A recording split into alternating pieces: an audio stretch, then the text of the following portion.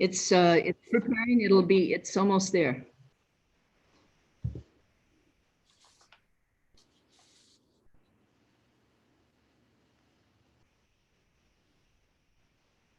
All right, showtime.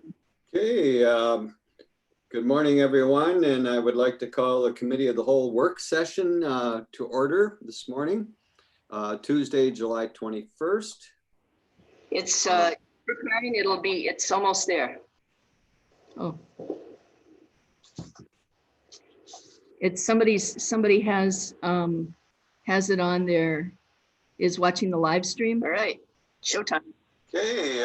Is someone watching the live stream? And I would like to call the Committee of the Whole work session to order this morning, Tuesday, July 21st. It's preparing. It's almost there. So whoever's watching the live stream needs to turn it off. Somebody has it on there, is watching the live stream. All right, showtime. Okay. Is someone watching the live stream? And I would like to call the Committee of the Whole work session to order this morning, Tuesday, July 21st. It's preparing. It's almost there. So whoever's watching the live stream needs to turn it off. Somebody has it on there, is watching the live stream. All right, showtime. Okay. It's just MIS admin. Watching the live stream. And I would like to call the Committee of the Whole work session to order this morning, Tuesday, July 21st.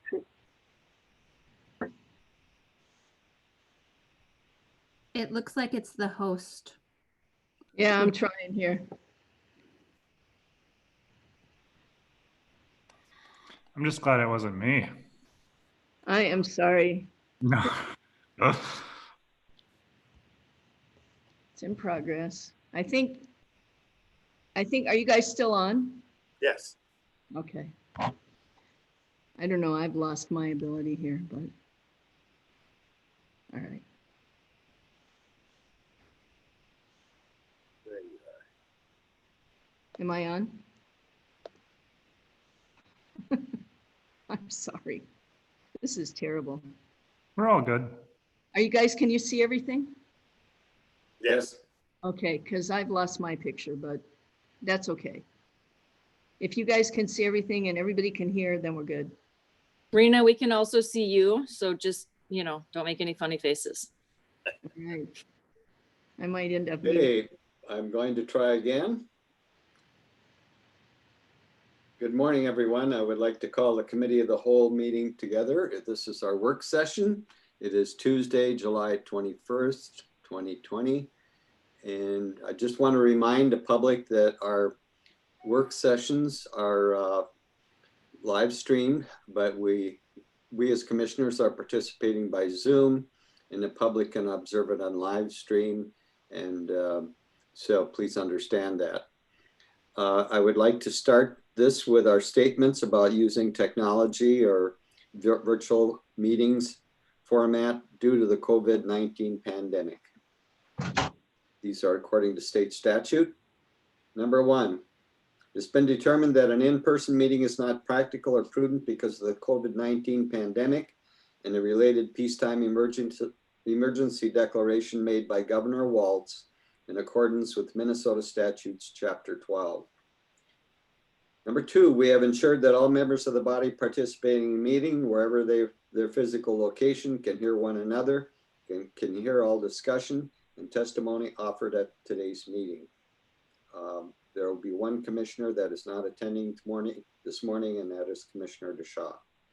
Number three, we've also ensured that members of the public present at the regular meeting location of the body can hear all discussion and testimony and all votes of members of the body. We've urged the public not to attend this meeting in person because of the COVID-19 pandemic, and have ensured that members of the public can view and monitor the meeting remotely in real time by broadcasting the meeting on the Cook County website. Number four, due to the COVID-19 pandemic, we have determined it may be unfeasible for County Auditor Brady Powers, County Attorney Molly Hicking, County Administrator Rena Rogers, and members of the Board of Commissioners to be physically present at the Cook Cook County Boardroom at the Cook County Courthouse. Number 5, all votes will be conducted by roll call, so each member's vote on each issue will be identified and recorded. Just want to double check, are we still okay with the technology? We're still good. Thank you. Before we start this meeting today, I would like to just take the time to mention something that I think is important. We're talking about a subject today that can be potentially emotional, and definitely there are different viewpoints on this. As chair, I would like to take this opportunity just to review the Speak Your Piece tools that we adopted, so that this will result in a better understanding of different thoughts and beliefs. Also would encourage each commissioner to request to the chair, if we have an outbreak of emotions and things are becoming uncomfortable, you can request of the chair for a short break, and I will recognize that. The following are the tools that were presented and adopted by the board previously. Number 1, pay attention. Be aware and attend to the world and the people around you. Listen. Focus on others in order to better understand their points of view. Be inclusive. Welcome all the groups of citizens for working for the greater good of the community. Don't gossip, and don't accept when others choose to do so. Show respect. Honor other people and their opinions, especially in the midst of disagreement. Be agreeable. Look for opportunities to agree. Don't contradict just to do so. Apologize. Be sincere and repair damaged relationships. Give constructive criticism. When disagreeing, stick to the issues and don't make personal attacks. Lastly, take responsibility. Don't shift responsibility and blame onto others. Share disagreements publicly. With that, I'd like to turn it over to our attorney, Molly Hicken, County Attorney Molly Hicken, to start this meeting. Thank you, Mr. Chair. Commissioners, I was asked by, I think it was the group of you, or it may have just been Commissioner Dukirk, to review some materials that Commissioner Dukirk was sent by a constituent a couple of years ago now related to human rights commissions. And it's my understanding that commissioners were interested in this information in response to a call for action that you have received from several individuals related to just questioning what action the county intends to take towards racial justice and equity in our community. And I think it's a much broader request than that, which I could go into detail about, but there's a great scope of things that you could do. I have just explored one piece of it, which is human rights commissions. In your board packet, you'll find a memo that I wrote, and several of the attachments, although not all of them, because it felt I didn't want to give you too much there. But several of those attachments that came from Commissioner Dukirk and her constituent. I reviewed the statutes.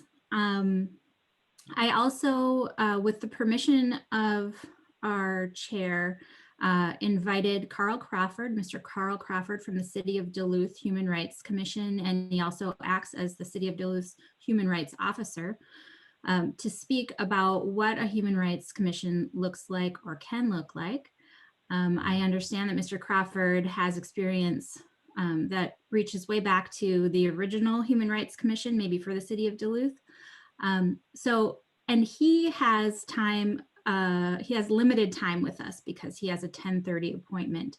So I'm happy to briefly summarize what my memo says, if you wish, or we can go right into Mr. Crawford's presentation. You may have questions for him on, what are the challenges of a Human Rights Commission that they may face, or what are challenges to sustainability? What kind of actions does a Human Rights Commission get involved with? And we can go over my memo after Mr. Crawford's presentation, if you wish. Yes, I think that would be the best way to proceed. Thank you. Okay, so I'd like to introduce Mr. Carl Crawford. Thank you so much for making time for us with pretty short notice. Good morning, County Attorney Hicken. Good morning, Commissioner, and good morning, Commissioners. Very, very delighted to be with you on this beautiful rainy day, much needed rainy day in Minnesota. I'm equally excited that you are exploring the ideal opportunity of having a Human Rights Commission, which I feel is very important and deeply needed at this time in our country. Our Human Rights Commission, as mentioned before, I was very fortunate to be vice chair in the beginning when we first started talking about a Human Rights Commission in Duluth, Minnesota. And now to come full circle to being the Human Rights Officer, I am the third Human Rights Officer we've had here at the city. It's both very meaningful and very important, both professionally and personally. Our Human Rights Commission, if you go to the Duluth City website, you can see our Human Rights Commission and our duties. There's a very important document. It's labeled 29C, and that lays out kind of the duties of the Human Rights Commission. We currently have 9 commissioners, and our commission is very unique in the fact that of all the commissions in Duluth, this is the one commission that has investigative power and an opportunity to go a little farther. Our commission has been really great at identifying issues, but it's key that they also take time to have a retreat and identify what are the 3 areas that they're going to focus on, because I'm sure you all will agree, it's a huge spectrum when you start talking about human rights and where you're going to spend your energy and where you want to make a difference. And this commission has really worked hard on coming together and going deep rather than getting spread out and just barely touching some of the issues. And I'm sure you can attest to that right now, our country, our communities, our cities and municipalities are struggling with diversity, inclusion, and just what does that look like for their community. So with that, I am more than happy to open up for any questions, comments, or concerns. Okay. If any of the commissioners have any questions, please just signify. I think I can see all of you, so I'll call on you if you raise your hand. Chairman Bershheim, I'm raising Excuse my me. hand, but you can't see me. Yeah, I'm sorry, I didn't see you, Jenny. Thank you. Thank you. Yes, thank you for your presentation, Mr. Crawford. My question would be, how is St. Louis County involved? Were they from the beginning, and how do they work with you? That's a great question, Commissioner. Thank you for that. Right now, the county is not involved, but we do work jointly when there's issues that impact our community. Some of you may be abreast or heard of the story on Minnesota Public Radio over the past week of the young man who is a young man of color who was stopped in City Hall while walking to the county building to work, and questioned why was he there, even though he was wearing a badge and works here. And something very amazing happened, that he wrote a letter, and the outpouring of concern came his way. So we work together, but we don't officially in that capacity work together with the county. Thank you. Commissioner Mills? Thank you, Mr. Chair, and thank you, Mr. Crawford, for being here with us. I was wondering what role or what kind of relationship the Human Rights Commission has with public safety, and just how that interaction works. It sounds like it's a completely separate with, like you said, investigative powers. But I'm sure that there needs to be some cooperative efforts there as well. So I was just curious how that either structure or practically is in place. Thank you. Yes. Thank you, Chair. Thank you, Commissioner Mills. We do work with public safety. We also have a citizen review board, and the citizen review board is that direct contact with DPD and public safety. but often we are brought together to work together and jointly doing our immigration policy review. The Human Rights Commission worked jointly with the Citizen Review Board to make sure that we were kind of covering all areas within that whole conversation, and it really worked out great. That was our first policy that we actually made along with community and DPD to make it work for our community. Since then, we've had 3 other policies that we've worked together and jointly on. But we have a separate Citizen Review Board, and I think from what I'm hearing from the state, you're going to see more Citizen Review Boards that are going to work directly with the Department of Public Safety. Commissioner Newkirk and then Commissioner Mills again. Commissioner Mills can go, just in case Okay. it's a follow-up to his first question. Okay. Somewhat. Thank you, Mr. Chair. Thank you, Commissioner Dukirk, and thank you again, Mr. Crawford. In our community, it's much smaller, of course, than either Duluth or St. Louis County, and our resources are much more limited. But we do have very, very passionate and involved residents here, and so kind of the impression I'm getting from reviewing Attorney Hickens' materials that she forwarded on from Commissioner Dukirk was that what might be most appropriate is very citizen-led group. I'm hoping the county can be leaders in helping establish it, but it really sounds like education is maybe the biggest piece. And so what I was hoping you could share with us was just what portion education plays and what kind of resources is needed for that, or even just strategies, what you've found to be successful or not in Duluth. Thank you, Commissioner Mills. I think when you stop learning, you stop growing. And the key thing to diversity and inclusion is that you never get to check a box and say, we're done with this. It changes. So you're absolutely correct. Education is key. Understanding and identifying your own biases, something that we all have. And how do those work when we look at policy procedures and the way we treat people. So we are constantly learning, but there's one key word that goes across the board, and that is trust, and having trust from people, not only to tell you when you're doing things great, but the willingness to have trust to tell you when you're doing things wrong, and being open and willing to listen to that. That's something that I take a lot of pride in this position, and finding out one of the most important things I've ever said is, I'm sorry, and being able to really listen. And the commission does a great job with that. And part of their duty is to seek out that information where things are not working so great, and celebrate when things are. But know that we never get to check that box. It is a living, breathing thing. Thank you. Commissioner Newkirk? So human rights, I don't know if it's by statute, but it's race, color, creed, religion, national origin, sex, marital status, family status, disability, public assistance status, age, sexual orientation.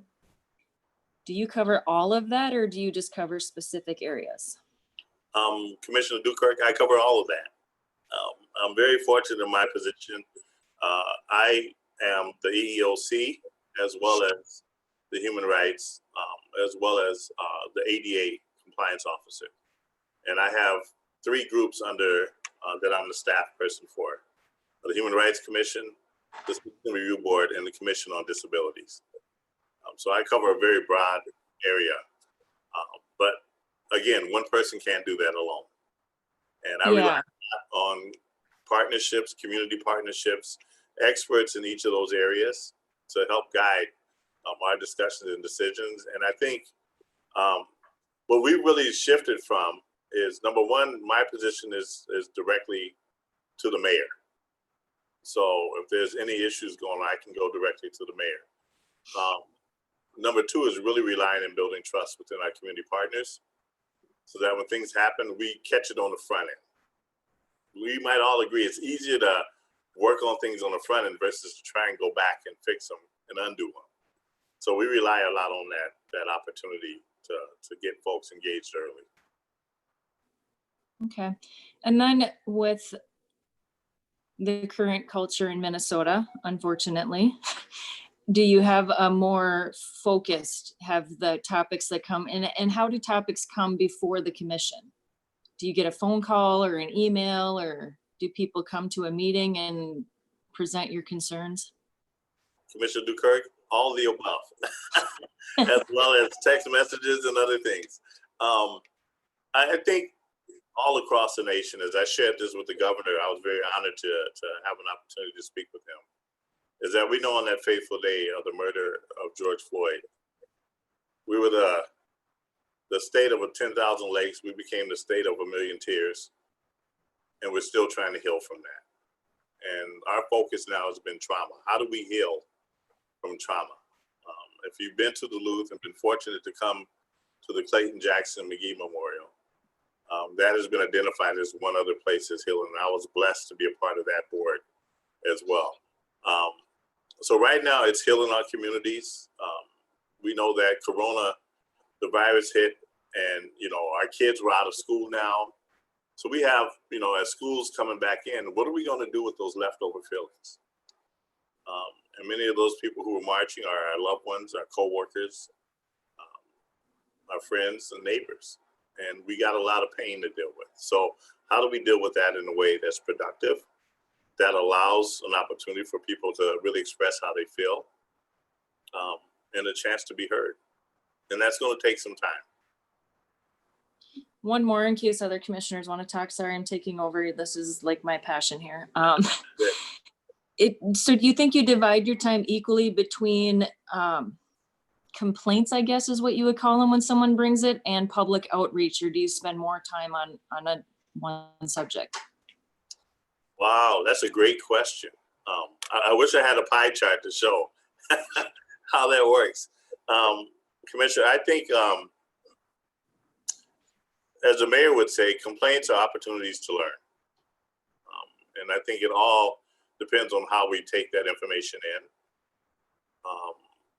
But we do a lot of work to try and get ahead of certain issues and topics in our community. We focus, when our commission has their retreat, they try and identify between 2 or 3 efforts that they're really going to focus on. It doesn't mean the others are less important, but it does mean that if you stay focused on those 2 or 3, you have a great way of hedging and making change. When you really get across the board and you start to get pulled in all these other directions, that gets really difficult. And keep in mind, this is a volunteer commission. So we try our best to stay focused, but we do deal with certain issues that come up. And we have a great relationship with the state as well. Excellent. Commissioner Mills will attest. He went through the Blandin Foundation training with me, and the first day the guy said, "Who likes conflict?" And my hand goes right up. The rest of the room looks at me and I'm like, it's an opportunity for discussion. I love it. It's not always negative. Yes. Thank you, Commissioner. Anyone else? Commissioner Storley here again, go Mr. ahead. Crawford. Yes. The investigative power is kind of powerful, like really powerful. Is there a line by which the group would not be able to help with that? Wow, great question, Commissioner Sterling. As you get familiar with our document 29C, that kind of guides exactly what I can and cannot do. We have kind of an investigative group that will listen to each complaint that comes through, and then they decide whether or not this complaint is valid or whether or not to move forward, or sometimes do we send it to the state, which has a lot more resources available to really help folks. The key is with any complaint, and I'm sure County Attorney Hicken can attest to this, there's a time limit. So we have to be very careful on how we handle that complaint when it comes in to make sure that folks can get due process. I'm happy to say the majority of our complaints do end in some form of mediation. So we have an opportunity to bring parties together, but both parties need to be willing to have that conversation and dialogue. And sometimes the complaints are connecting with other resources in the community. I know all of Minnesota, as you saw, I believe it was last week, the governor and lieutenant governor signed the opportunity to help folks with eviction. We know that this is going to be an issue moving forward. And the last thing we need is more people, more families experiencing homelessness in the midst of a pandemic. So with that information, I'll be able to connect folks to those resources and help them hopefully stay in their homes. If I could ask you one more question, Carl, before I think you have to leave. Has there been any consideration or thought given to restorative justice practices in some of your mediations? Absolutely, Chair. I'm working with a very talented group, Emily Gardner and Ted Lewis. They're attached with UMD, and they do amazing work with the restorative justice. And it's a complete different mindset on how we look at and approach problems and how do we heal from those problems. So we are working with them. I am trying to continue to work with them to establish a way to get them involved in the process. So when we do have complaints, that is open and willing to have that kind of dialogue that is available for our community. Okay, great. We do have a group here that Attorney Hicken and I work with that's been starting up and started getting the wheels rolling here a little bit about what we have in place. Yeah. Okay, I think we got time for one more comment or question. Would you have anything in closing, Carl? I don't see any hands up unless Commissioner Storley have something. Well, again, thank you, Commissioner. Thank you, Commissioners, for allowing me to be a part of your meeting. Thank you, Attorney Hicken, for inviting me. I am just tickled to death that you are looking at having the Human Rights Commission or even starting along that path in your community. It's something that we all need. We need that opportunity for our communities to be not only healed, but helped and loved. And I know in government, that's a word that's not used very often, is love. And our community needs that more than ever right now. Our country needs it more than ever.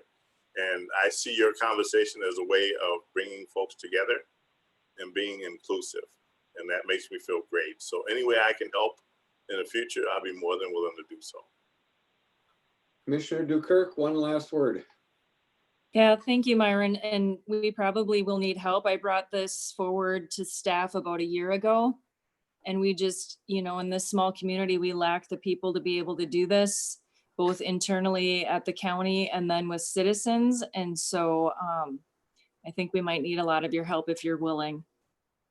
Absolutely. And I think one thing, Commissioner Dukirk, that my dad taught me, and that was, the world changes when it comes into your living room. And I think that's the key when we do this work. It all changes when it comes home. So thank you so much for your time today. Yes, thank you so much, Carl. Really appreciate your, and I think I speak for the others. I hope I do that. This has been very inspirational and insightful. And thanks for all you do and your willingness to help us. Thank you, Chair. Thank you, Commissioners. Have a great day. You too. Thank you. Bye, Carl. Bye-bye. Okay, turn it over to Attorney Hicken for continuing our discussion with the materials and information that she shared with us. Thank you, Mr. Chair. So you got some information there, and I think Carl would be Mr. Crawford would be a really great resource for us to get assistance from and guidance from. I think it really is up to commissioners whether you wish to pursue a Human Rights Commission or some different idea, some different entity. One thing that we didn't cover during that presentation is how does a Human Resource Commission get funded? Where do they meet? When you go to the City of Duluth website, you see that their Human Rights Commission has its own web page within the City of Duluth. So not just the human rights officer who is a city employee has their own website, but the commission itself seems to have some support at the city level. What I heard from the Human Rights Department for the state is that many of these human rights commissions have a very small budget or have a very small piece of the local government's budget, you know, maybe $5,000 a year or something like that. I would imagine that goes towards funding a thing like a retreat or something like that. The local governments often provide a space for the commissions to meet. But other than that, these are primarily volunteer-led entities. They are created by government action, whether it's an ordinance or a resolution, but they move forward kind of independently of the government. And I would assume that that is probably intentional, that they be somewhat independent. So a couple of suggestions I would have is, if the commissioners are interested in pursuing something like this, definitely reach out to those in our community who have been active in anti-racist and equity, inclusion, diversity movements in the past. I think Grand Portage Reservation Tribal Council should be notified that this is an interest of the county and invited to participate. I think that the school, whatever staff at the school has been involved in the social justice initiatives of the past few years should probably be contacted. You got to get a good, strong group of volunteers who are willing to pick this up and move forward with it. And that's what you require for sustainability, is what I'm learning. So I'm, however I can help in understanding more about human rights commissions. As I said in my memo, that investigative piece does not necessarily need to be part of it. It can just be about education, outreach, assisting in formation of policies, as Mr. Crawford described in the work with public safety. So I'm open to explore this further, explore other options. Let me know if you have any questions about my memorandum. Okay, I would just like to start with one question. You did mention that we have been currently working with any cases that have developed in the county with the Department of Human Rights at the state level, and from the, because of our size and so forth. My question to you is, and I think you referenced this, but I would like to just get it public, has that been adequate, excellent? Does it have shortcomings, weaknesses? From what I understand, this is what the role of the state Human Rights Department has been in our county. Sure. If there is not a local human rights commission, which is enabled and empowered to deal with human rights complaints, then complaints within that area go directly to the Department of Human Rights for the state of Minnesota for investigation and further action. The way I'm most familiar with this is when there's a complaint received about some action or inaction on the part of Cook County. So as legal counsel for the county, I received notification that there's been a complaint made. I get the basics, just a summary of what that complaint is, and then they take it and investigate it, and we find out about the result. So as far as I can remember in my time here, we haven't been found in violation of the Human Rights Act related to one of those investigations. But the investigations seem thorough. Certainly the time that it takes for those investigations to occur can be frustrating. The one thing I learned is that the Department of Human Rights is one of the smallest departments that the state supports, and that is a part of the state of Minnesota. That may change in the future. But it seems to me that they do a thorough and fair investigation. And certainly the county is welcome to enable a Human Rights Commission to do local investigations. But if you do that, I'm going to recommend that you put some resources into contracting with an experienced investigator who's not necessarily affiliated. You wouldn't want an investigator who's affiliated with local law enforcement. You know, typically we would go to law enforcement for investigations of violations of state statute, but a human rights investigation should be separate because local public safety could be the subject of that investigation. Okay, our Human Resources Director, Dixon, you had your hand up. Thank you, Chair. Molly, you mentioned outreach to schools, community members to create the momentum to keep this going. And I also heard earlier that these commissions are typically driven through the city council. So would we also want to partner with our city council?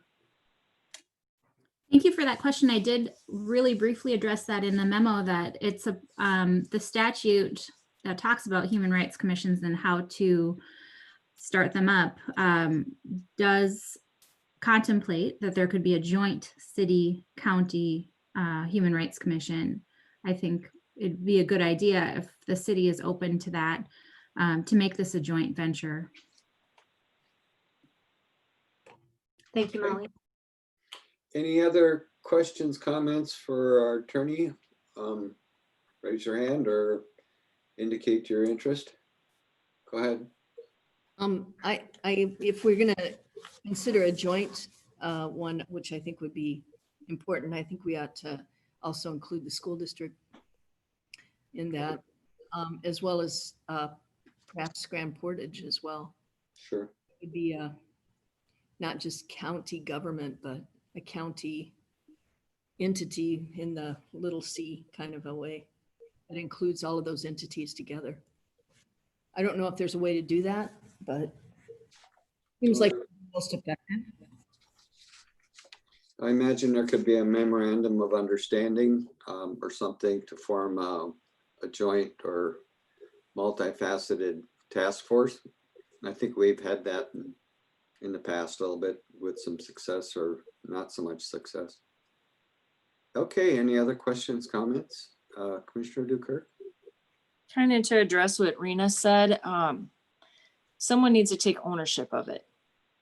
So the ownership could be the city and the county, and the members would be the rest of the people that Rena suggested. And that kind of makes it cleaner and easier. Just with my 8 years of experience of committees, having 4 people as the boss kind of makes things messy. So I think when I did my research last year, there were 3 counties in the state of Minnesota that have their own human rights commission. And Olmsted County, when the city of Rochester in 1998 dissolved their human rights commission, then the county took that over. So there are different ways to do things in each area. And obviously for our size, we've often partnered with the city. So if they're willing, and we haven't even decided if we're willing to go forward and do this at all, since the state has been handling it for us. Okay. Commissioner Bershine? Yes, go ahead. What, I guess just following up on Commissioner Dukerk's comment, I agree that it would probably be most effective for the county and or the city to kind of take ownership and facilitate the formation of this commission.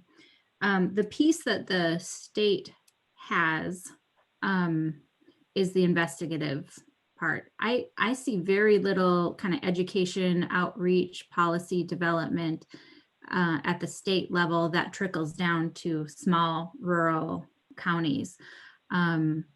So I think you could create a human rights commission for whose scope is that outreach, education. They're going to create their own scope. I think ideally the membership creates that scope.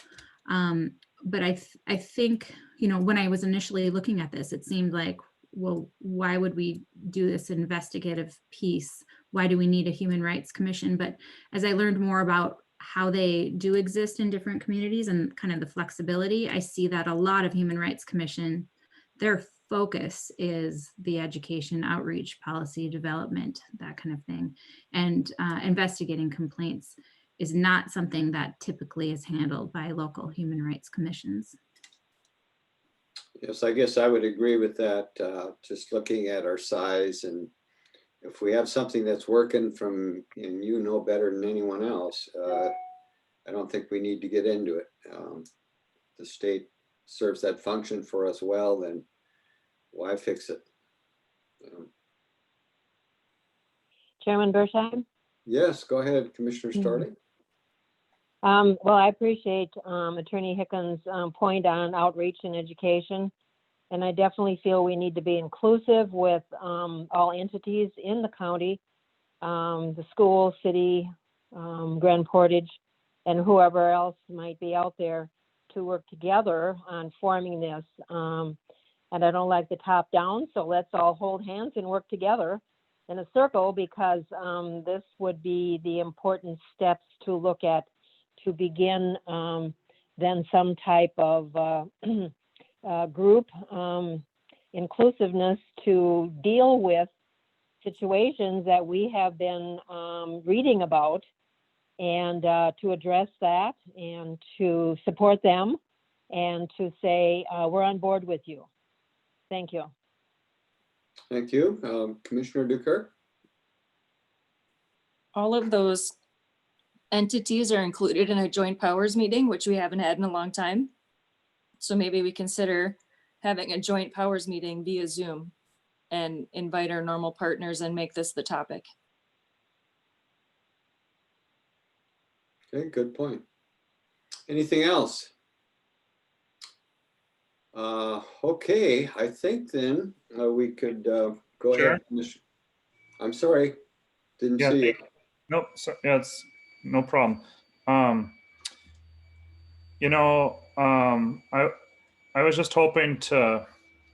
I was just wondering if Commissioner DeShaw had any comments or feedback or around this discussion. I haven't heard from him on it, and I see Grand Portage as a very important member of this discussion, and don't know if anyone has heard anything on his views there. Okay.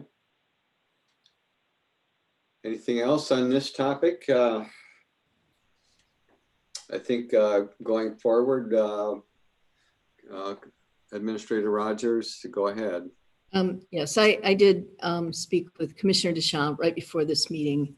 And as you can imagine, his schedule is pretty busy, so he isn't joining us today. But I told him that I felt his input was extremely important in this conversation. So I'm going to try and set up some time with him one-on-one myself, just for my own value at this point, and whatever I can bring back to understand to this process. So I guess I would encourage everybody to try to do the same. Okay. Commissioner Mills? Thank you, Mr. Chair. Thank you, Rena, for that. And I guess I just want to throw my 2 cents in as well, as I do see the investigative portion not being the focus of whatever group is formed, and just I'd really hope that we can leverage the county resources to support the education and outreach portion. And I also see the school as a very important partner in that. I think to have the greatest impact, we start at an earlier age. We can always learn, but we know that a child's mind is much more able to.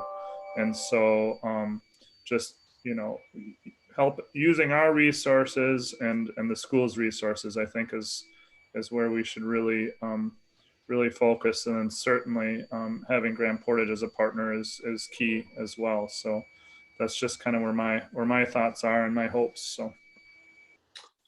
And Commissioner Mills, the school has a few weeks ago, or our last board meeting, our board chair Shirley introduced the idea and got endorsement from the whole board of a respect for all kind of initiative, which was really trying to address these same issues. And we're having a board workshop soon where we're going to start dealing with that. So there's some synergy here, I think, that we should capture and not necessarily go down our own paths, but maybe have, there's some opportunity to have both entities working on this. And I know something the city is concerned about as well. So, yeah, I just think there's a good time. It's kind of a lot of things flowing together now. And it's a good time to try to solve things, or at least get started, turning the ship around. I think also, I'll call on Commissioner Mills first, and then I have a comment on the question. Thank you, Mr. Chair. Yeah, and I just also wanted to, point out the value of looking internally within the county structure. I haven't heard complaints about the county structure as far as discrimination is concerned whatsoever, but the kind of the ask that I'm hearing from the public is that we do take a look at everything, and I want to thank Pam Dixon for sharing information on our hiring practices and just upcoming training potential and education, and also just public health and human services. And Grace Grenadier talking about public health and how discrimination and income inequality is a public health issue, and just the social media presence that the county has been having on those topics. And I think we can certainly do more, but I welcome the formation of a group with more partners. Okay, and I guess the question and comment is, going forward, who is going to be the point person for this for the county? I guess, is it going to end up with our administrator or someone else? I think we have other entities to reach out to. So I think we should have a little discussion on that. And I know that Administrator Rogers, your plate is pretty full, but seems logical there, or it could be Attorney Hicken, or it could be, I know that Grace Ganaga is somewhat involved, but I think that's something we should ponder a little bit, so that we've got a pathway. Comment on that, Commissioner Dukirk, I saw your hand up. Why don't we schedule it for a joint powers meeting?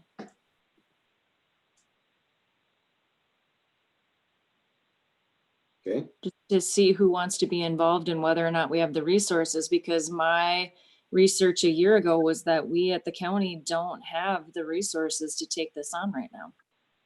We didn't then, and we don't now. Okay.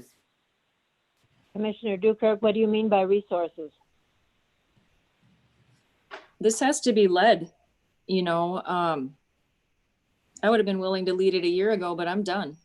So it will most likely, there will have to be a lead staff member. Like our mental health advisory falls under public health and human services. Our human service board falls under public health and human services. There needs to be a staff that makes sure that this continues and runs, because the absolute worst thing we could do is lead the public to believe that we are moving forward on this and no one takes care of it.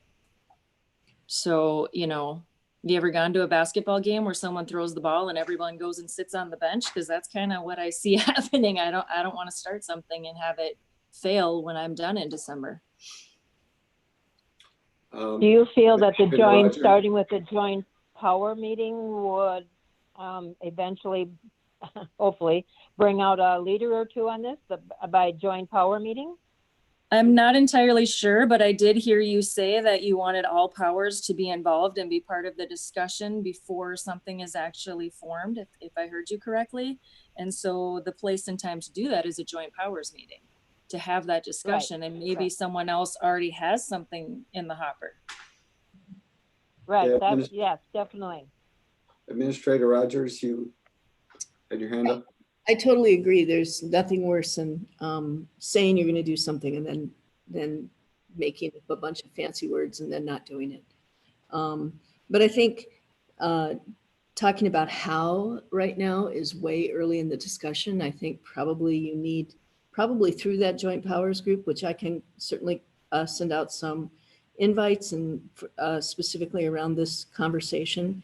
But I think that group then needs to put together a group that figures out how it's led, how it's funded, how, you know, roles and responsibilities, scope of the work, how members are chosen, all of that. That's the how. And I think we need a group that's not one group saying this is what we're going to do or try to do that in one meeting, but put together, it's going to take time to do that and vet it and put something together that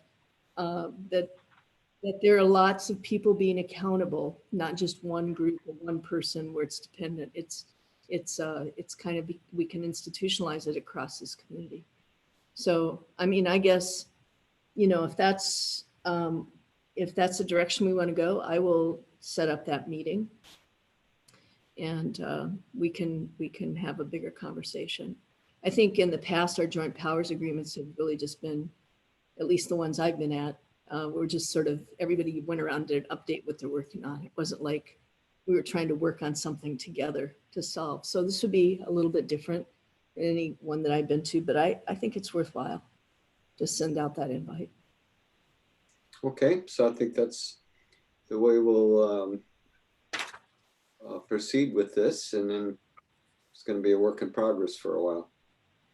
Okay, for the next part of the agenda, were we going to discuss Mr. Chair? racism? Yes, go ahead.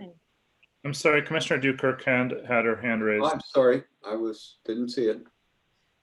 That's all right. And Rena, you're right. Since you've been in this position, the meetings have been roundtable, but in the past we did have subjects, and that's when we had more participation. And that has been brought up at our joint powers meetings, is that, you know, when you throw a juicy little bobber out there with a nice little leech on it, you might get a little more participation. Okay. Chairman Bersheim? Yes, so go what ahead. I'm hearing is before we leave this topic is that Rena will send out an invite for this topic, and the people who will be participating will know this will be the discussion. Right. Is that correct? Correct. Okay, thank you. Okay, for this next part of our meeting on racism, is Attorney Hicken, are you going to continue with this, or is it going to be someone else? I'm sorry, are we moving topics? Yes. Next thing on the agenda. All right. I think the discussion on addressing racism? Yes. Yeah, I'm not familiar with that item. Okay, all right, then I'll take it over. Okay. that's Grace Grenager, I think. Yes, that's what I thought. Is she with us? Yes. Yep, Okay, here I then am. we'll go over to Grace. Thank you for joining us and being available and providing the information that you sent out. Absolutely. And Allison McIntyre is also here in the meeting. And so I'll go ahead and present the information I included in the packet, and Allison will also be kind of co-presenting on some of the work that we've been doing within public health and human services around race and racism to date. So I'll go ahead and get started. I wanted to start just by grounding us in a definition of racism that comes from the American Public Health Association. Public health as a discipline is really looking at racism and the ways in which it impacts population health, both in our country and around the world. So the definition that the American Public Health Association uses when it talks about racism is racism as a system of structuring opportunity and assigning value based on the social interpretation of how one looks, which is what we call race, that unfairly disadvantages some individuals and communities, unfairly advantages other individuals and communities, and saps the strength of the whole society through the waste of human resources. And the reason I want to bring that definition to the forefront is because I think that when we enter into conversations about race and racism, often it becomes something that we talk about as individuals looking at other individuals, asking whether one person is racist or not. And I think this definition helps us get away from that individual lens and look at how racism operates on a more societal level. So it really rejects the idea that race is something that's inherent to individual people and their bodies, and looks at how race as this social idea runs through our society, and in the case of public health, through population health. So when I look at race in my work in public health, I often do it alongside something that is often called the social determinants of health. And back when we were talking about Tobacco 21 last fall, which I know seems like a lifetime ago at this point, I had developed this tool that I brought to the board, and I think it can be a really useful way of addressing race as it relates to public health and decisions that you as elected officials may be called upon to make. And so I think it's a really concrete tool that we can use to think about how different racial and ethnic groups in our communities might be affected by the decisions that we make. So one of the things so this tool had two goals. One was to assess the potential health impacts of a policy or a decision. And the second is to help you as decision makers identify opportunities that we can improve the impacts that a decision or a policy has on some of these social determinants of health.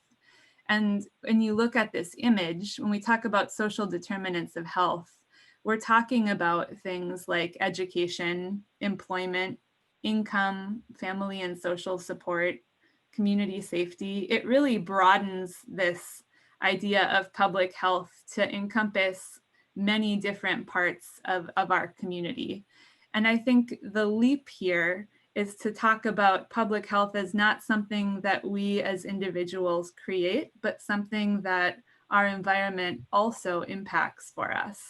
So somebody, for example, might have, let's see. So let me back up and just have this tool on your radar as a way that we can try to engage race and racism as we're making decisions going into the future. I hope it's something that we keep in the toolbox. I'm going to go back to, let's see. The handout that I put in our packet for this meeting, I wanted to bring it to COVID-19 as an example. Are you all able to see this graph on your screen? Yes. This is coming from the Minnesota Department of Health. Every week they put out a report on COVID-19 and what it looks like throughout the state.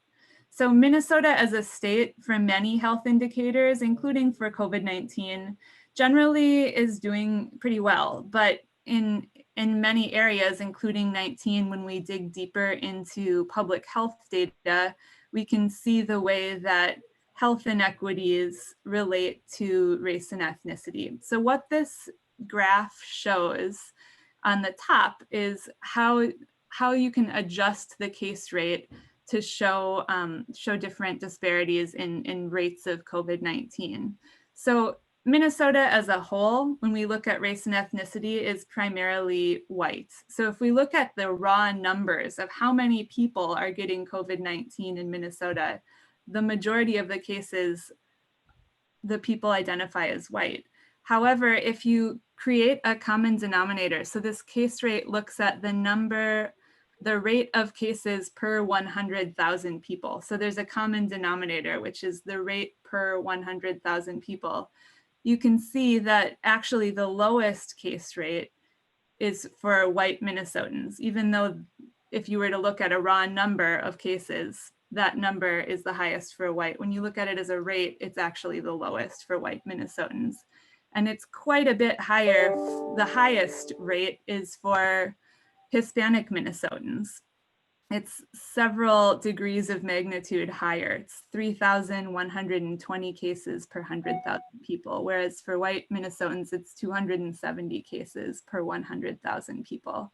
So this, and it's higher as well for Black non-Hispanics, Native Pacific Islanders, and really for all other categories of race and ethnicity that the state is collecting data for related to COVID. This bottom graph is showing hospitalized cases in the ICU, and deaths. And so this is, again, it's an adjusted cumulative case rate. So it's providing us with that common denominator.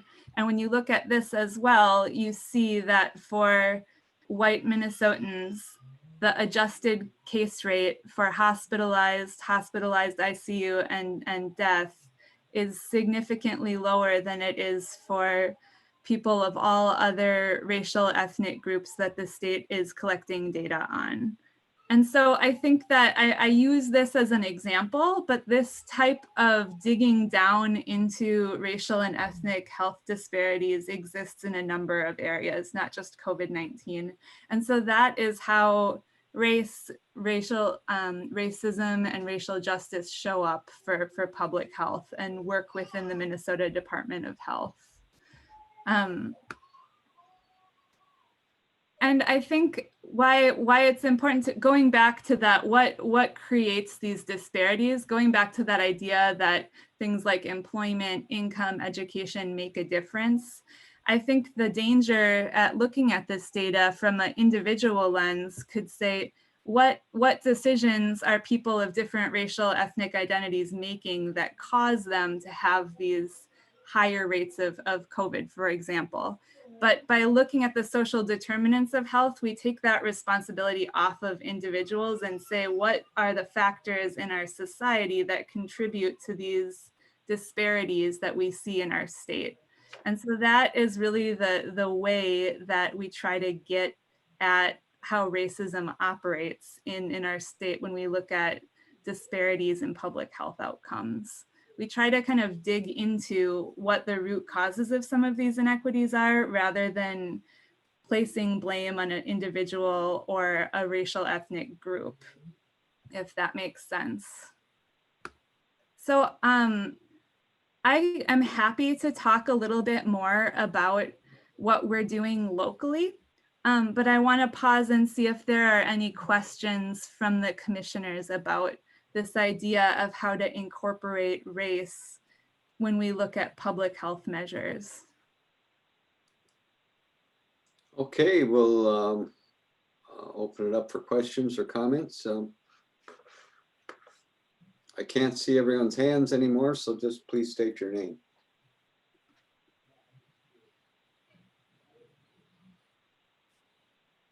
Well, I think then you can go on. Okay, I'm happy to go on.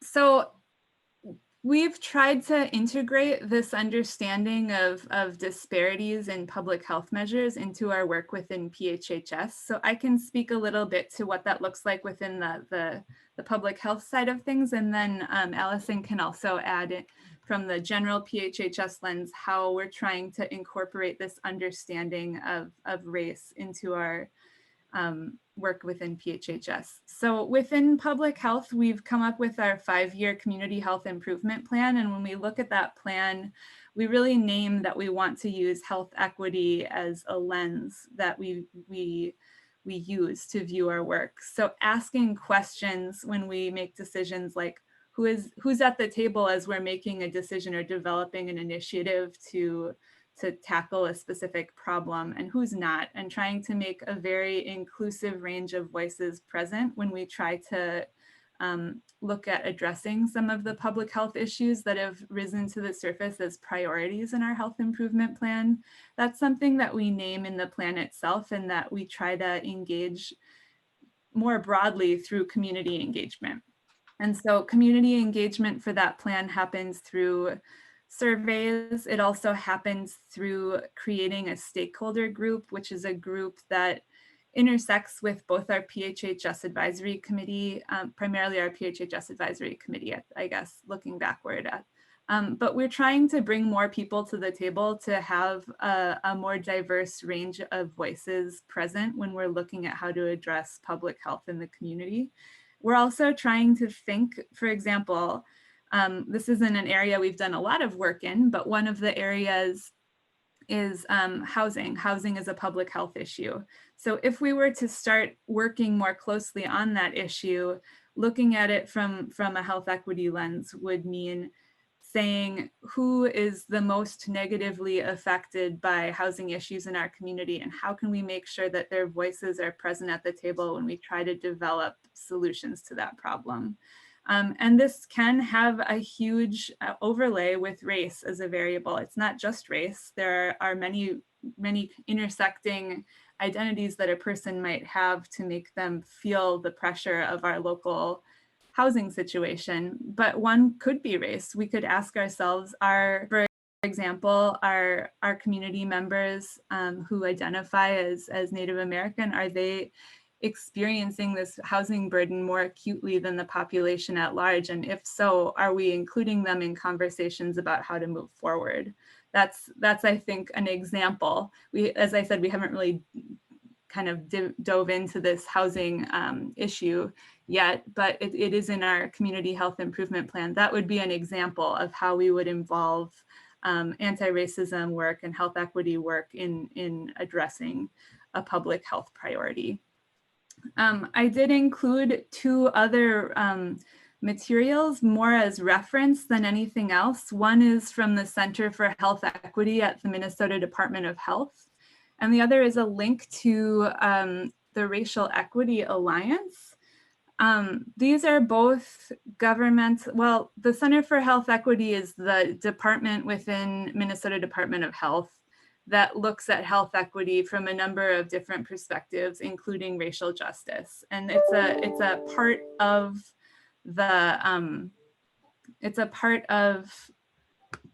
the state health department that I've actually worked very closely with in my past position in the Twin Cities. So I am very aware of their approach and how they've operationalized it. And I see them as really leading this work at a state level. The Racial Equity Alliance, I'm not as familiar with, but I know Allison maybe can speak a little bit more to how MACSA, which is the Human Services Leadership Group at the state level, has worked with them to look at issues of racial equity in the past. And I know that they can serve as a resource to local governments that are interested in engaging in racial equity work. So it's something to, as the board decides how they want to move forward, it's something that that could be used as a resource to see where you might want to go with this. Allison, would you like to jump in? I'm going to stop sharing my screen.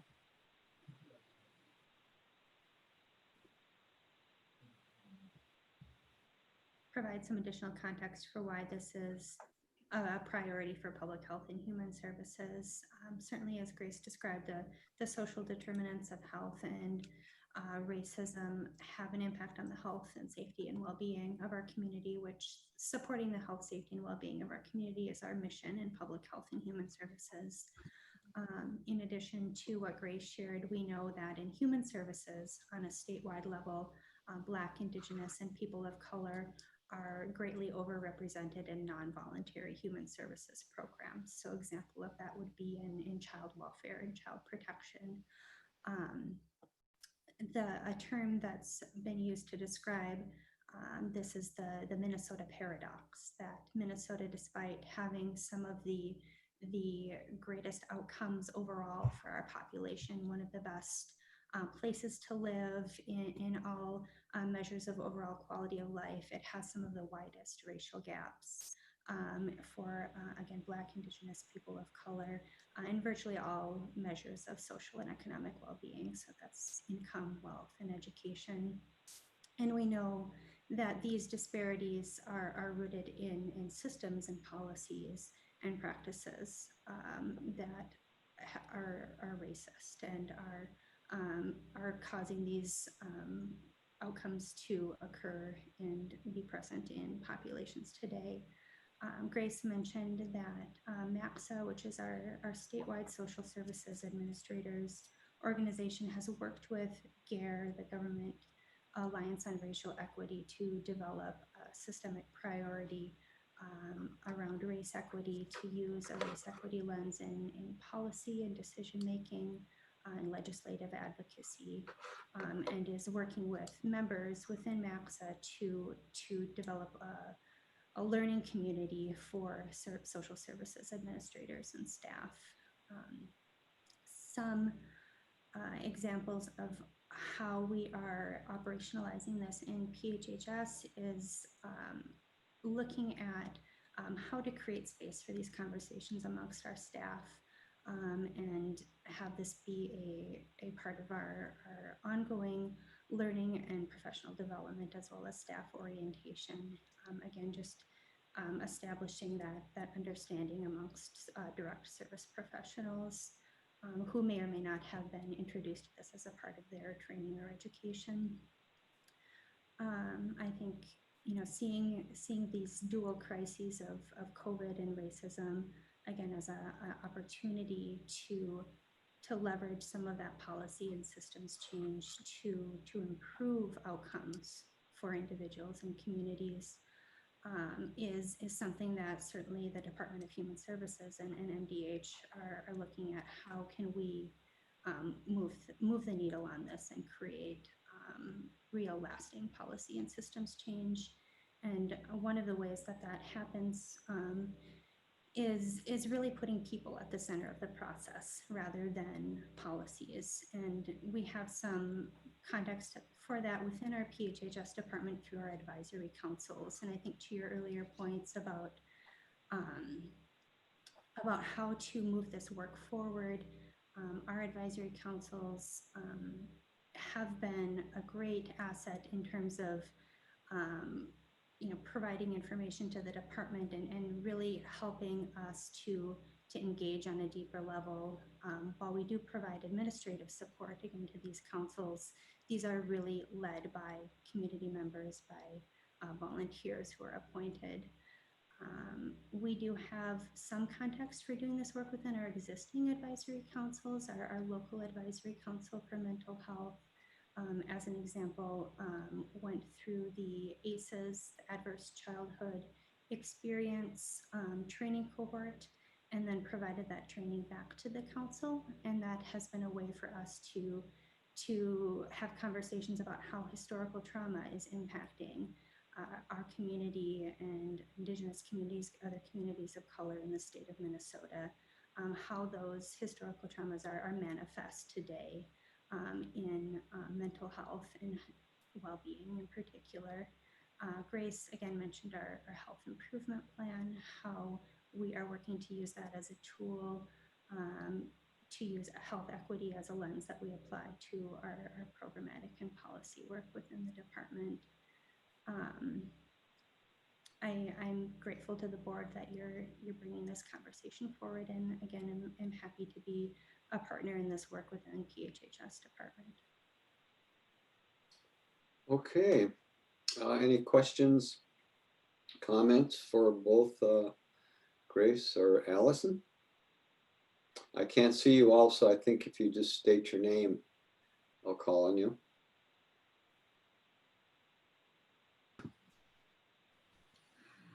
I can add one more thing before there are comments, and that is that the Minnesota Department of Health does have, they do have resources that they can use to assist counties and specifically county public health. But I think that they're valuable resources for us to call upon when we're engaging with racial equity work.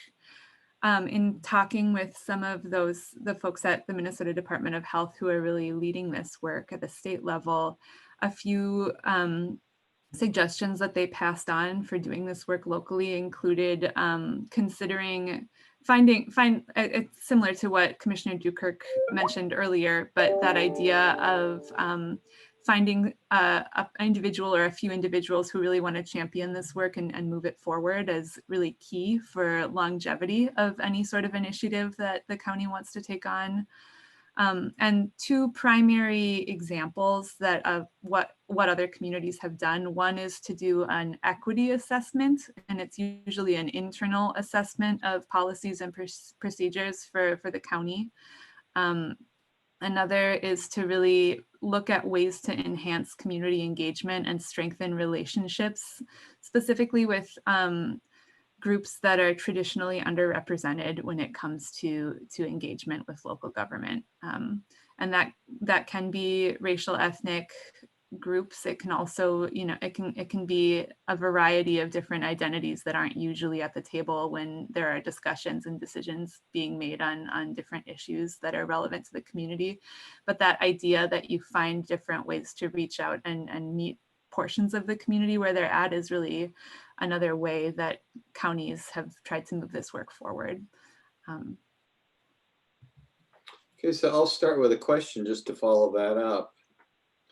Within the department or with your office, Grace, do we have some capacity here, or are we looking at, if this continues with your presentation, how is expansion going to occur? Do you have something in place internally, or is it something that we have to look at in the future as a board in regards to staffing?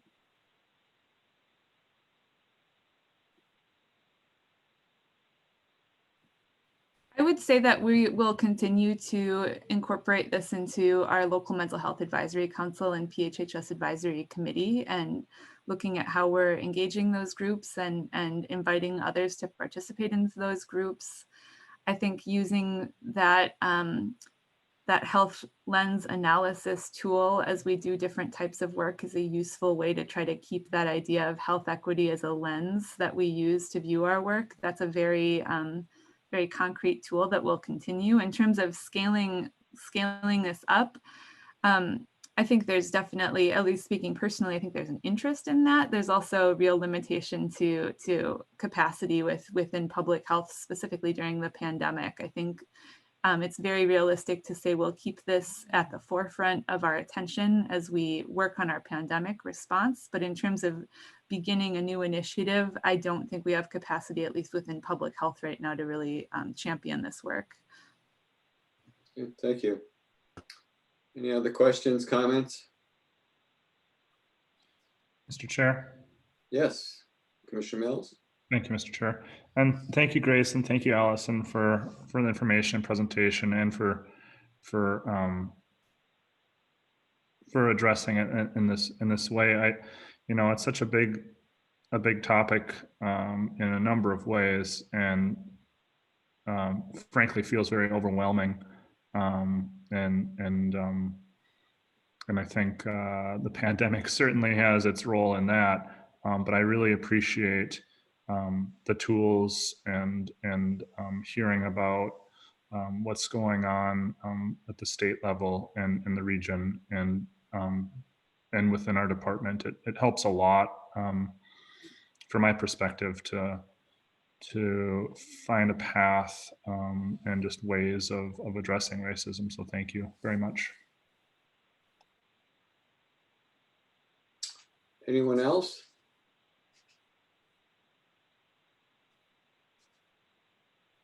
Okay. Mr. Chair, I just want to offer that if I was asked to help lead any efforts, I would be happy to. And obviously I'm not the public health expert, but if there was a more generally directed group towards social justice, racial justice, anything like that, I would devote resources to that.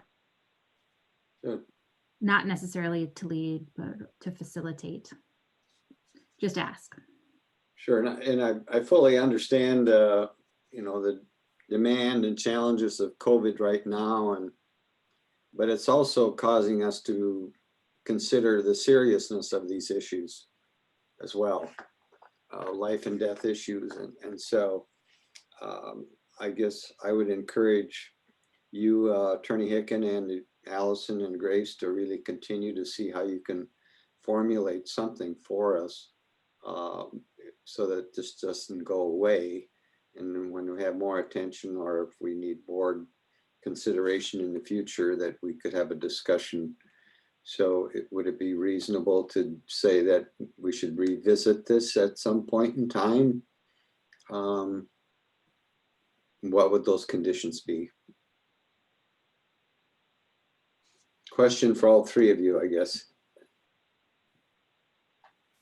I think it's important to revisit. I think, like as I was saying with that, the idea of using this as a lens, I think it's something that we should continue to find ways to incorporate into our work throughout public health and human services and throughout the county more generally.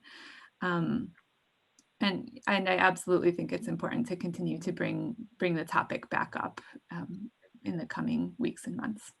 Okay. Yeah, and I agree, and I don't know a timeline per se or when we should look at this again, but somehow I'd like to incorporate Human Rights Commission or whatever group into this discussion and having this lens, having these tools, having that be part of the discussion too. So maybe it'd be appropriate to definitely take a look again after we have that meeting we had talked about. I'm very open to before as well, if appropriate, but I know there's a lot on our plates. Sure. Well, Attorney Hicken, sure. Thank you, Mr. Chair. It seems to me that it would be appropriate if the commissioners so desire to set up some kind of a committee. I'm not sure what to call it, but which would include 1 to 2 commissioners and those parties here who have volunteered or who do volunteer, and just ask that committee to meet at least once before this joint boards, because it seems to me it will take some time to gather all of those entities for a meeting, and I think there's some urgency to action in this area. Good. I would agree. Yes, I think this has been very helpful to me as commissioner, and I hope the others as well, that we really have some real potential here to have something in place now to address some serious issues. And this seems like a logical way to proceed, but it doesn't diminish the reasons at all for pursuing a human rights effort, because that could be more of that educational piece. But this seems like this is very important and interesting data in regards to racism and public health. And I sort of knew this, but it's also really heartening to me that you are thinking about these things and addressing them within your departments, and that's very encouraging. So yes, maybe what you could do is have something come to the board when appropriate with some kind of proposal in regards to how we could formulate something internally in the meantime with your department and public health and human services and public health. Logical. Yes, Rena. If you want, I can work with a couple of people that are on this call. We can bring something to the board next week to put just that the board can sort of approve a committee that can put together this initially and come up with an agenda for that joint powers group. Yeah. That way, Molly. And Mr. Chair, Pam Dixon had her hand up as well. Oh, I'm sorry. Okay.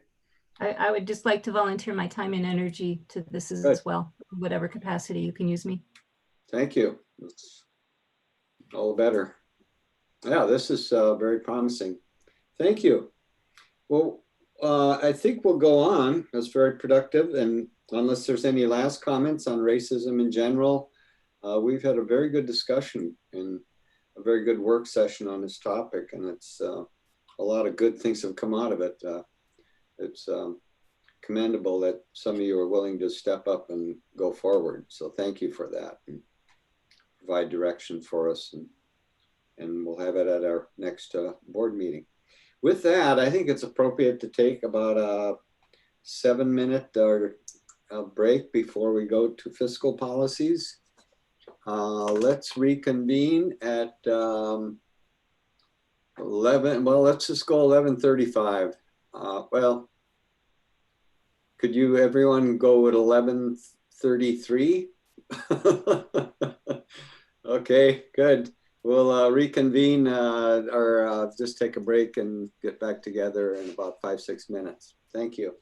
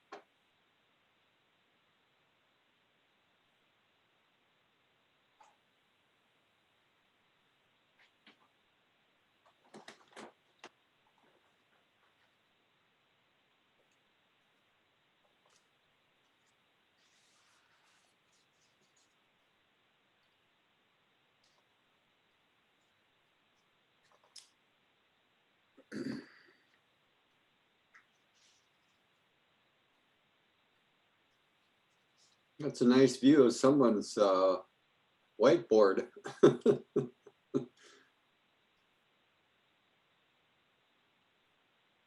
I think that's Pam. I like that. And she's got, and the vase of flowers. Very nice. Yeah. Great way to organize work or whatever it is. Yeah. To-do list right there. Yeah. Okay, let's see. We got Commissioner Mills. We have Commissioner Dukirk. Commissioner Dukirk, are you with us? Commissioner Starley, are you with us? Yes, I'm here. Okay, very good. Okay, we'll go to fiscal policies, and I'll turn it over to our Administrator Rogers, and we have our Auditor Powers with us as well. And this is work that's come out of our Budget Advisory Committee, as well as our General Government Committee, which has met on these topics as well. So Administrator Rogers, I'll turn it over to you.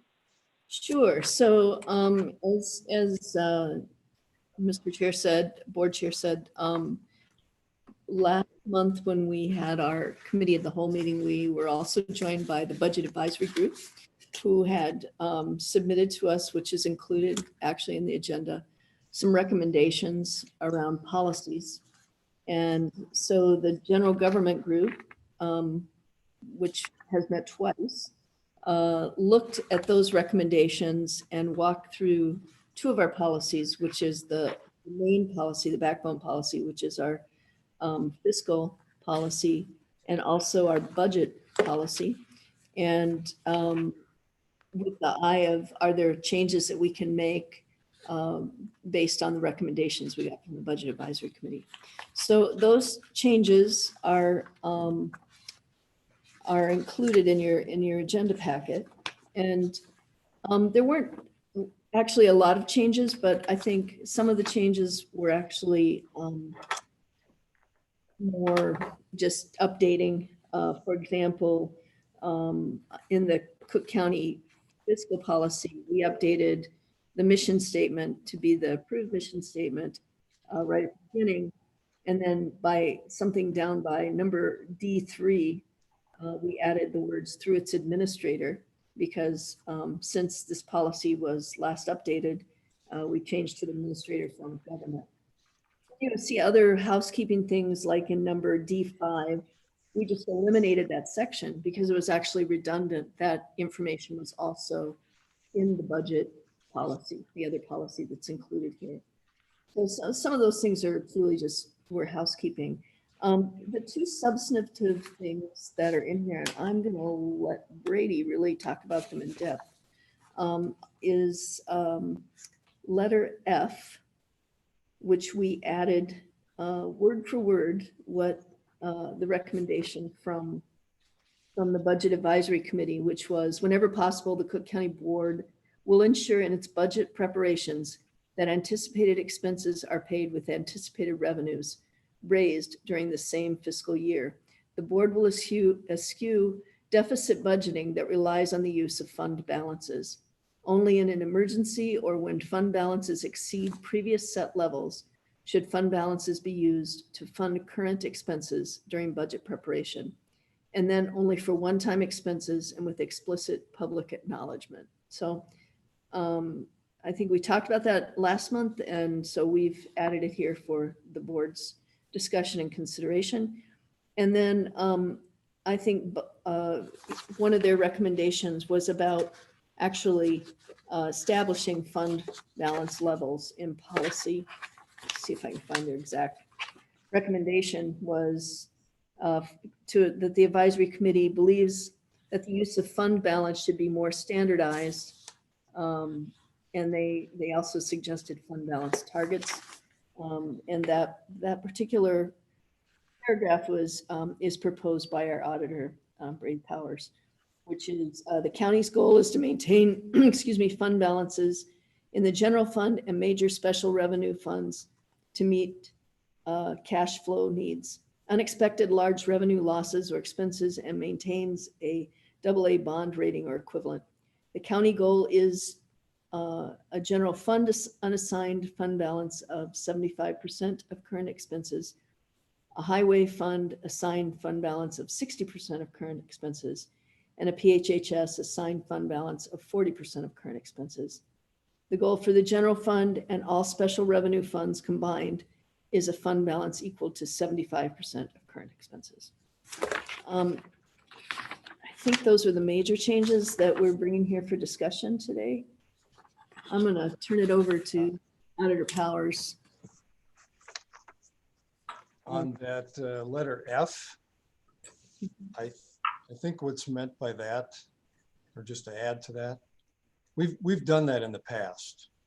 We have used fund balance on an emergency basis, fund current expenses, intended it to be one-time use, etc., but never had a policy that explicitly talked about it. To say that, make it with public acknowledgement that it's one time, with the intention of making that up. So this, I think this formalizes what was, it was often intended that way, but not, it wasn't written this formally. So we could write it even more explicitly, and but this at least gives it that intention in writing, that if we do have to use fund balance, our intention is to then return that fund balance in subsequent years. And the return isn't specifically stated in that line item F, but it's implied down in G, given those goals for fund balance. So you might use it in 1 year, but we have to try to maintain that goal of 75% in the general fund, 60% in the highway, and 40% in public health human services. So making those one-time changes in fund balance might cause you to go below those. And so by this policy, you've got to try to maintain those and do that in your subsequent year budgets. Okay. Any discussion on that so far? I think it'd be a good time to take a pause and reflect a little bit. Any questions, comments from any of our commissioners? Chairman Bertheim? Yes, go ahead, Chair Storley. I like yes, I do like the intention of this, to return any money that would be brought out of the fund balance, because for 6 years, all we've tried to do is to avoid the fund balance so that we have that for an emergency. And I would say this year we have an emergency. So, you know, I don't know how you look at that in planning for 21, but we can at all costs avoid it. That would be good. And also to let the public know, so that would that be by letting the public know from our board meetings that we're doing this, or what would be the course of letting the public know? I think what we would probably do is if there are any more revisions that come out of our meeting today, or if not, we'll bring it to the board next week, and the board would formally approve this, and that would be part of the public record then. Is that what you were asking? Yeah, I think. Yes, right. Yeah. Okay. Right. Thank you. It could also be, oh, go ahead. Mr. Chair. Yes. Thank you. I'm happy with the revisions. When we get down to, I think I would be more comfortable. I know the implication is in G that we would replenish the fund balance because we have those set goals. I think I'd be even more comfortable though if it was explicitly stated in F. I'm not going to be a stickler about it, but that's just where my where my comfort is. And then as far as getting down to the actual percentages that are defined, I think that's pretty helpful. And I just want to make sure that all of those percentages were run by the department heads, and that's like an agreed upon non-controversial amount for fund balances. You're speaking in terms of the highway department and public health and human services, correct? Auditor Powers, has there been any discussion on that, or is that an assumption that's been, you worked with those departments? Yeah, we haven't. I have not had any discussions with them. These numbers were used in the past, and both departments were aware of them, even when they were not formal. They were in other documents that were not approved by the county board. And so they've actually brought those up year after year and said, we're not meeting that 60% goal in the highway department. And human services has said, we're not meeting that 40% goal. We're not even close. I mean, over the years, they knew those numbers because we had used those in the past, but they weren't in a formal document like this. So I guess I made the assumption that to this point that they're, if not comfortable, certainly aware, and that they've watched those numbers over the years. So Auditor Powers, so from your vantage point and analysis, are they close to these levels at this time? I'd have to look at it, and I haven't studied it leading up to this meeting. I know highway has been, there's bounces back and forth, and they've been woefully short, and they've been closer some years. So okay. I think human services has been steadier. They've been below that number mostly, but steadier. Highway's been way below and sometimes close. Okay. Yeah, I would take this to them between now and the meeting next week for sure. Okay. If this is the consensus. The reason for the difference in the two, a little bit higher for highway department, is just the cash flow in that department. They have extraordinarily high payments that go out at certain times of the year because of large construction projects. And for both of those departments, it's largely for cash flow, where we've left the excess budget for emergency, for our triple or a double A bond rating, things like that, to the general fund to manage the additional fund balance for those other reasons, and left it more to cash flow for the two other departments.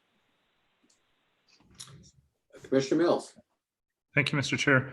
And what do you think about explicitly having a building maintenance fund balance and setting that up? I see a shaking of the head. Thoughts? They have a budget like any other department head. Public health and human services and highway are different animals altogether. Are you talking about the county building fund rather than a fund within those other two departments? Correct. A larger building capital fund. Yeah, I've left that out of this because we started that, not started, but we had let's say a larger discussion in that last year, and we did put additional money in there. We hadn't done for a long time.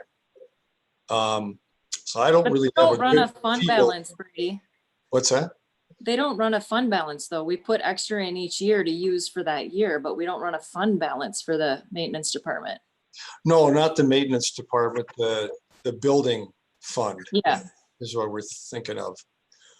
And last year we added to that levy significantly as a capital fund out of the And that was held to be held in that building fund, or it could go somewhere else. So that just seems like a larger discussion that has to do with that analyzing of all of our buildings and what is that annual goal, and come up with a specific target. Right now seems I could pick a number, but I don't really have a basis for it. I appreciate that. Thank you. And yeah, that is the direction I would like to move. And I recognize we're not there yet. So thank you for stating that. And under F, where you suggested maybe a more specific, I mean, you could put a line in there for, only an emergency when fund balances exceed previous levels, be used to fund current expenses, and then add something in the nature of, and with the goal being to restore that one-time emergency use as soon as possible.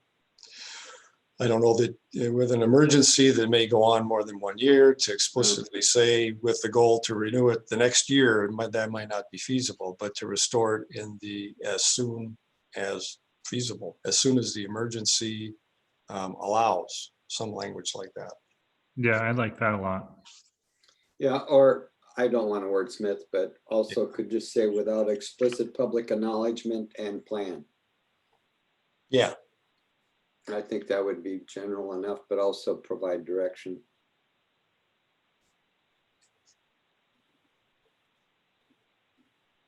Yeah, that's clean. Yeah, I like that. Good. Yeah, and here again, I think getting back to G, it's stated as a goal. And I think that's important at this point in time, because we're maybe not there yet, but it is a goal, and we'll work for them, and it's worthy. But there's always circumstances, and I think your point is well taken about the emergency. It might be on for several years, like we are right now. This could go on, and I don't know. It's like in our discussions, it doesn't look promising at the federal level at all.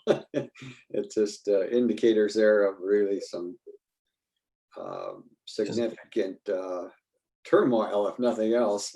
Yeah, and some of the comments from economists about a recession as deep as may come from this could take a few years to dig out of. Yeah, rather than one more year and then bang. A lot of the jobs, once they're gone, they'll be gone for a few years. Okay. Any other questions, comments? Yeah, I have questions on what committees this went through. It went through the general committee and the budget committee. Mm-hmm. And who was on the general committee? The general committee is me, the chair, the vice chair, Brady, and Molly, Pamela. Well, that's the leadership committee. It's also the general government committee. It's the same committee. Same. Ginny's on the general committee. That's how we set it at the beginning of the year. Not to my knowledge, but. Interesting, because it's on the county website. That's how we set it up. The general committee is different than the leadership committee.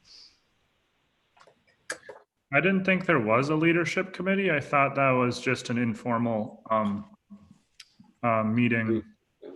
And then when we had the meeting to talk about, it was at the committee of the whole, to last committee of the whole, it was brought, I guess, more of as a consensus that informal meeting be the general government committee. But maybe there was some confusion there. There's a lot of confusion. And yes, the leadership committee is informal, but for a long time, it's been called the leadership committee and not an informal meeting committee. So maybe we need to clear that up, because according to our list of committees, the general committee is Ginny and Myron.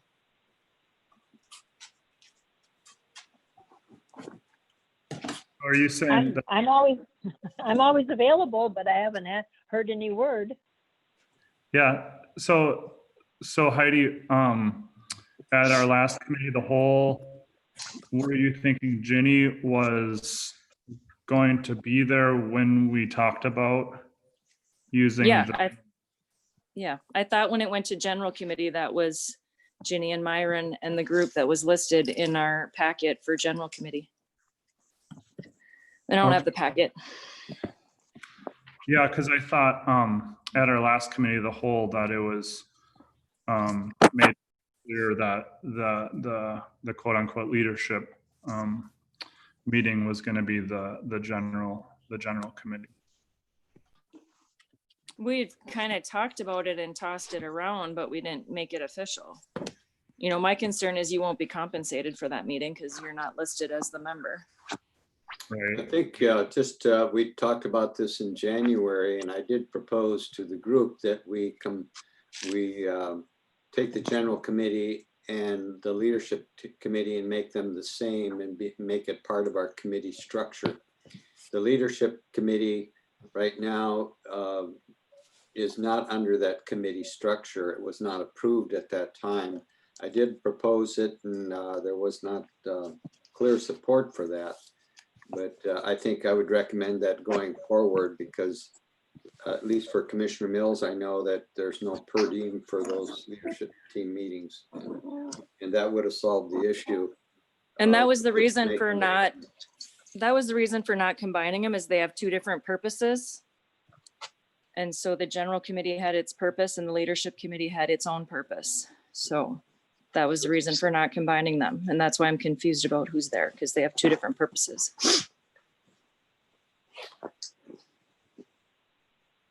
Yeah, I look at it a little differently, but I understand what you're saying. Yeah, and I think I'm following, and I think I'm following the confusion. And I guess the best I can do is just watch our previous committee of the whole to try to get some clarity there. I do recall both Myron's, Commissioner Bersheim's question, as well as the lack of support at that time. I don't recall explicitly the who is on the general government committee, but I do recall last committee of the whole, and so I think that's the best I can do to try to find some resolution.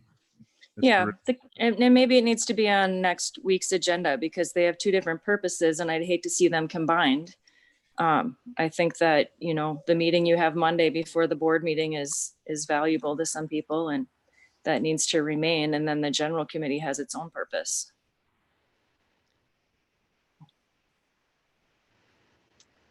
Sure. Yeah. Yeah. I think we're looking for some efficiency, but if things need to be a little more explicit, then we can differentiate for sure. Yeah, and the reason to not have the leadership committee added to the list of committees for compensation is when you step into a chair and vice chair position, you are required to fill more roles and duties. And that's why you get a higher pay in general than having more per diems. Not that I'm not open to having a discussion of you getting reimbursed. Not sure how the community would take an extra $400 a month going to two commissioners. Okay. Yeah, you are correct.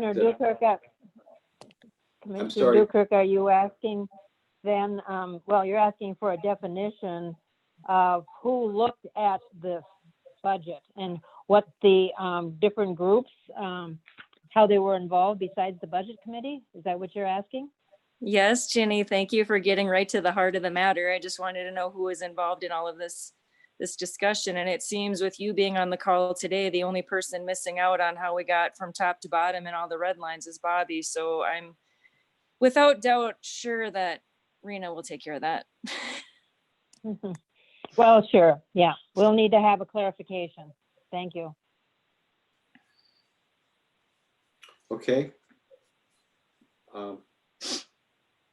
You're correct. I did check. Commissioner Storley is listed under General Government Committee. And I know that maybe at some point in time, we do need to revisit these committee assignments, because some of them I've found have not been explicitly accurate, and that's something that we could look at as well. Commissioner Mills?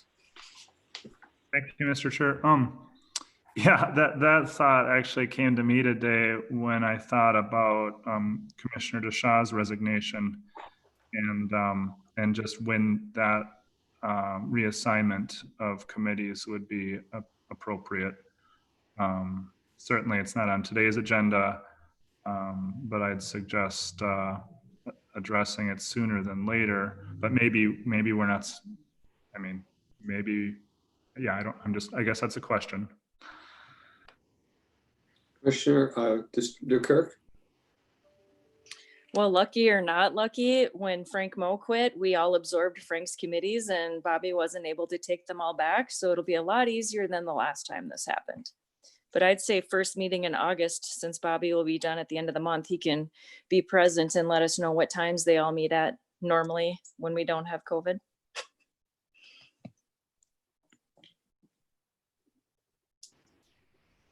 Yeah, and some of us are alternates as well, so maybe, but time is a tough one. Except if we're not traveling, it's made it a lot easier.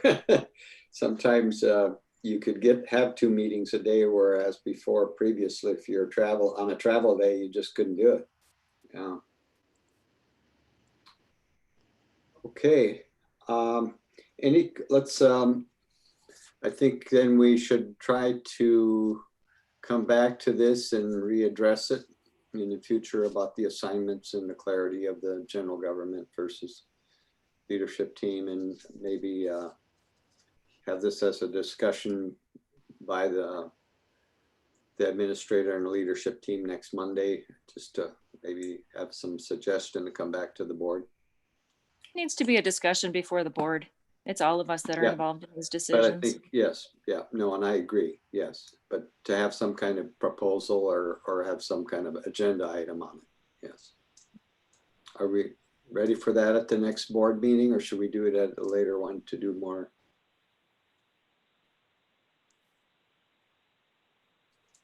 No thoughts? Okay.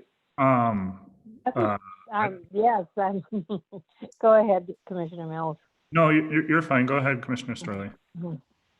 I would agree we should get as soon as possible. So that would be next week. Okay, very good. So I apologize. I thought at the last meeting, we had said that the membership was the same between those 2 groups. So we actually took the 2 times that we scheduled for our leadership, because we no longer had board meetings every week, and used them exclusively to discuss these policies. So my mistake. Yeah, that was my assumption too, that we had discussed it, and that's how we're going to proceed, but we can revisit it. We did discuss it, and it was mentioned that they were the same members. But I apologize. I'm used to commissioners being confused on a regular basis about what's going on. And I've been trying very hard to not be disruptive and correcting people, because I've been told that that's not appreciated. So I'm sorry. Commissioner Mills? Yeah, and I don't think we certainly didn't take action on making any changes there. So I think that would be something we would have to do at a board meeting, versus just the discussion at the committee of the whole. So there's certainly room for confusion there. And yeah, I think it's a good idea to address at the next meeting, like Commissioner Storley suggested. Yes, very good. Okay, we'll have that on the agenda. So noted. Okay. Anything else on the fiscal policy? Any questions, comments, and then we'll go on to any of the other recommendations if we want to discuss those from the advisory committee, as well as there is the budget policy. Auditor Powers, do you have any more to say about that? That's pretty much the same as it was before. Yeah. Just a couple of minor housekeeping items. The integrated financial system. We just listed an acronym. But the main thing was that to distribute budget to actual reports to general fund departments on a monthly basis, just so that they get a quick read and can catch if they're going off budget track. That was really the only substantial change. Okay. So we can have this for up for approval at our next board meeting on those two items that they'll be presented. Okay. Anything else, Administrator Rogers, in regards to the budget summary and recommendations to the Board of Commissioners on the Budget Advisory Committee that we should discuss? Or do we pretty much have those in place? Well, they have a number of other recommendations about strategic plan and some other things. I would comment that we had a pretty lengthy discussion last week about commissioner pay and if there was a way to automate that. We had talked about the idea of just, making that based on COLA, the same COLA that we do with employees, just so that it would keep pace. I thought that was a really good idea, but the Budget Advisory Committee really kind of talked around it and said they didn't really think it was. They recommended something, and I'll put this in writing to commissioners. That for the next year or two, the county board should temporarily, if they do that, link increases in compensation to cost of living increases provided to other county employees. For the longer term, the board should appoint a blue ribbon committee that would be given 1 year to examine and report back to the county board on the following questions. Number one, what does the professional literature advise in the county board's proper role in an administrative form of county government? So they were looking at the fact that last time compensation was set, commissioners had very different roles than they do now, because they're not supervising county department heads. Their role is presumably somewhat. Number two, how is the role defined in other administrative Minnesota counties? Number three, how are county board members compensated in those other administrative counties? Number four, what sort of mechanism is used to make adjustments to that compensation? And five, what role and method of determining compensation would the committee recommend be adopted for county? So I think they thought that that kind of COLA increases was a Band-Aid, and that probably the whole thing should be looked at more based on the role and the responsibility, kind of like we do with other jobs. So that was just their comments back. So took it there for discussion to see how they felt about it, and that's what they came back with. Okay, any comments or questions on that? Commissioner Dukirk? What a brilliant bunch of people in that group. The way we've taken stabs at it and tried to figure it out and pull up what commissioners all over the state get paid and try to figure out how that pertains to us. Looking at administrative government and how they operate, that's just amazing, because not all counties are administrative. And so I like that idea. And you're right, the roles of the commissioners have changed, but what I will say is the commissioners that were in that supervisory position and had department heads were not compensated properly for the work that they did. Yeah, I thought it was the right approach. It's much more strategic. It's less transactional, and I very much enjoy that group and the discussions that we have in that group. I have found it to be very engaging, and I appreciate their time. Commissioner Mills? Thank you, Mr. Chair. And yeah, thank you, Rena, for reporting on that. And thank you to the Budget Advisory Committee for looking into it. And I think taking that broader look at things is the way to go. If we weren't in a pandemic and an emergency, I would be pretty open to the temporary COLA ties, but at this point, I have no appetite for that, and don't think it's appropriate. But Yeah, I think it's an issue that I think is pretty important, especially for the long-term health of the county organization and getting the best commissioners we can and making sure that the work is compensated fairly. It's something that I still struggle with, but we're all struggling right now, and I don't want to put this ahead of anything else. So I'm hoping to involve the budget committee again when we do decide to give this a little more importance or attention. And then I like the idea of the blue ribbon thing. It's a hot word right now. They like it at the state a lot. What's that? They like it at the state a lot. Everything's Yeah. a blue ribbon council or committee. The only blue ribbon I know is the cows at the state fair, so I'm just not really sure how to take that. Well, that's first place. That's I know, Top dog. but I think of state fair and I think of being in the cattle barn. So, Okay. and Dave, I used to look at COLAs too, just because it was easy and it's a really low number. But then when you get a new commissioner in that has no previous experience on boards or committees or anything, they get compensated at a level of someone who has practice. So kudos to the budget committee for thinking at a different way. It's awesome. yeah. And in 4-H, if you get a purple ribbon, that's the grand prize. I know, I've been there. Oh, we're gonna let's have a purple ribbon committee. I have one question. Go ahead, In terms Commissioner of Corley. keeping, in terms of keeping the travel, under 2A, travel, leveraging technology for meeting attendance whenever possible. And of course, right now, we're not traveling. So looking at this for budget 2021, maybe the day will come next year when we can travel. And I think we all are very, very aware of making important travel decisions together and so on and so forth. And maybe now that we have been Zooming and webinaring, we can continue with some of them. But I think we'll just all have to see what we can do to make sure that our travel will be within reason.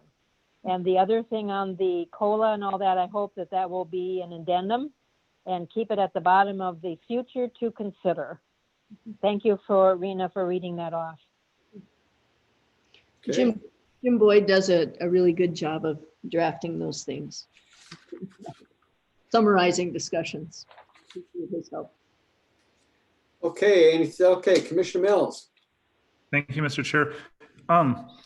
Yeah, and I guess my understanding of the COLA, and I guess this is maybe a question for Commissioner Dukirk, but my understanding of the COLA was just, it wasn't based on experience, it's just on what it costs to live, that the cost of living increases every year, and so that's what the COLA, or am I misunderstanding that? Nope, you are absolutely right. It's based on COLA, kind of, sort of. I mean, that's what we call it, cost of living, but we don't actually take a record of what the actual increase in cost of living is and then give that.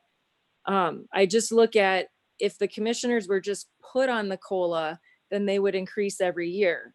So there's no, in 10 years or whatever, every commissioner that starts is going to get 30,000 a year, whether they know how to do the job or not. And I think that's been some of the angst with community members. And I know when our commissioner meetings used to be 9 hours long and now they're 2 or 3 hours long because of efficiency, there have been comments in the community about, we're not working as much, so we should take a cut in pay. So it's been 8 years and this flows through my head and it goes in and out and it goes, oh, that would be just an easy, good way to do it. And then it's like, oh, wait a second. No, it's not. So I like looking at like the budget committee. What do we actually do? And if we hired that out, what would that cost? That's a good point. Okay, anything else for our committee of the whole discussion here today? We're going to, if not, we're going to go into a closed meeting. And we'll do that by the phone number that was sent out by Administrator Rogers. And I will say that Purpose of the closed meeting is to have a discussion regarding collective bargaining agreement negotiations and the commissioner representatives in upcoming negotiations. That's what we published. So anything else on that? Can we take like 10 minutes to start? Sure. I need to close this one down and then start. Sure. Yeah, no, I was going to ask for that. So let's do this at 12:25, excuse me. 12:25, is that reasonable? Yes. Do we go 12:30? 12:25 works. Okay, so everyone please call in and be on maybe a minute or so beforehand to the number that's been provided to you. Thanks for a very productive meeting. We had a lot of great discussion and hopefully a good work session. Just a reminder that none of these were decisions. They're going to be brought forward for board discussion at a future date if appropriate. And so at that time, I think I'll adjourn the meeting.